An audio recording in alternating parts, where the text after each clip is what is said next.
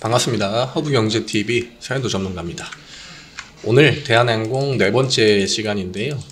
최근에 리오프닝 주와 관련해가지고 리오프닝과 관련해서 시끌시끌하죠. 그래서 이 대한항공 같은 경우에는 매일 좀 찾아볼 뉴스들이 많습니다. 그리고 체크해볼 만한 이슈들도 많고 오늘도 어제에 이어서 꽤나 많은 이슈들이 나왔습니다. 일단 메인이라고 생각되는 것부터 하나씩 볼게요. 정부 8일부터 인천공항 항공규제 해외 입국자 격리 의무 해제. 이제는 뭐 접종 상관없이 격리가 없답니다. 그리고 정부 정책이죠. 이런 거는 그렇기 때문에 뭐 대한항공 입장이나 뭐 항공산업 입장에서는 전부 다 수혜는 맞죠. 무조건 좋은 겁니다. 그리고 지금 중국이랑 일본이랑 이러한 규제들이 아직 좀 남아있지 않습니까? 근데 우리나라는 뭐 이 규제를 풀었다. 이 정도로 봐주시면 될 것 같고요. 밑에는 그냥 뭐 정부에서 발표한 거 지금 뭐 이러이러한 부분 때문에 해제했다 이겁니다. 그 다음에 두 번째, 일상회복 인도네시아 비장여자 외국인 관광객 5배 급증.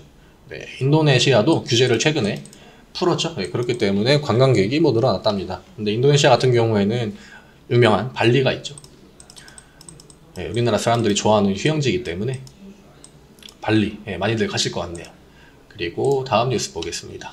뭐 중요한 뉴스는 아니기 때문에 날개편 대형 항공사 고유가 인건비의 휘청. 최근에 기름값 많이 올랐죠.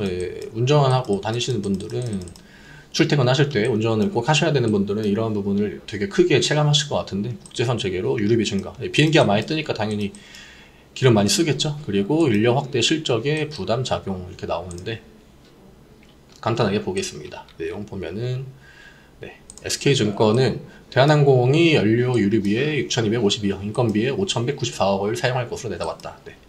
유류비가 전년 동기 대비 57%, 그 다음에 인건비가 17% 증가했다고 합니다. 뭐 이런 거는 물가가 일단 증가했고, 그리고 지금 해야 되는, 그러니까 늘려야 되는 부분들이 많기 때문에 사람도 더 많이 투입해야겠죠.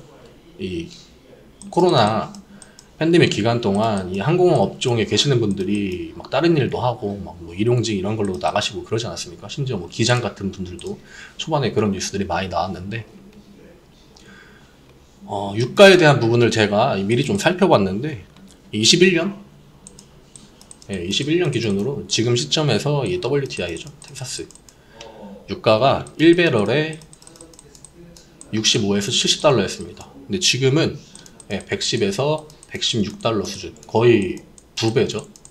근데 뭐 유류비도 그만큼 많이 늘었습니다. 하지만 유가 같은 경우에는 오늘 이 뉴스가 나왔죠. 오펙 플러스 추가 증산 합의에도 뭐 오늘 일시적으로 유가가 올랐지만 결국에는 추가 증산을 하기로 합의를 했죠. 그리고 미국이랑 사우디가 최근에 관계가 좀 좋지 않았습니다. 근데 이 부분이 좀 해결됐기 때문에 앞으로 유가도 조금 안정세를 찾지 않을까. 그렇게 되면은 대한항공에는 어쨌거나 호재로 작용될 수밖에 없겠죠. 빨리빨리 넘어가겠습니다. 대한항공 국산 소형 발사체용 고성능 엔진 개발. 이 대한항공이 이미 과거부터 이 우주항공 산업 쪽에는 주도적으로 좀 참여를 해왔습니다. 근데 대부분 분들이 아마 모르실 건데 2012년에 보시면은 한국 최초 우주 발사체인 나로 개발 및 조립 이쪽에도 좀 참여를 했었고요. 최근에 뭐 정부 주도 사업 이런 거에도 지속적으로 좀 참여를 해가지고 이 우주항공 쪽 이쪽에 자기들이 뭐 열심히 하고 있다 이런 부분들을 계속해서 어필을 하고 있습니다. 근데 이런 부분들로 뭐 최근에 한국 항공우주랑 그런 방산 쪽 우주항공 이쪽이 주가상으로 되게 상승폭이 좋지 않았습니까? 근데 이쪽 섹터의 영향을 받기에는 아직은 좀 미미한 수준이고요. 전체 뭐 매출 규모나 아니면 이런 거를 따져봤을 때 대한항공 주가에 당장 플러스 될 수 있는 수준까지는 아니다. 이렇게 보고 넘어가시면 되겠습니다. 나중에 진짜 뭐 꾸준히 투자해가지고 높은 기술 가지고 인정받으면은 뭐 회사에 무조건 좋겠죠.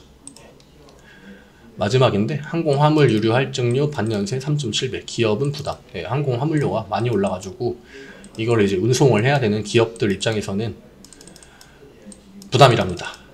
대한항공에는 좋은 거겠죠. 아직까지는. 하지만 결국 국제선도 늘어나고 하면은 항공료도 내려올 거고 이러한 것들은 결국 중간까지는 아니겠지만 이 어느 정도 좀 이 높은 구간에서 평균치가 나올 겁니다. 예, 그래서 일단 당장은 이런 뉴스들은 기업들에게는 물론 안 좋겠지만 대한항공에는 그렇게 크게 안 좋은 이슈는 아닙니다. 오늘 차트 한번 보고 가겠습니다.